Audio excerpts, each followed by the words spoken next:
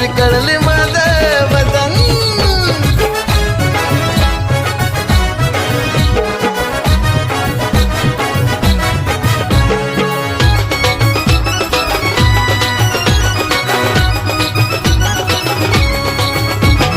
गल्ली भोळा मधला तू काय माझ्या समोर आला रे, माझ्या नादी लागणारा पैदा नाही झाला रे.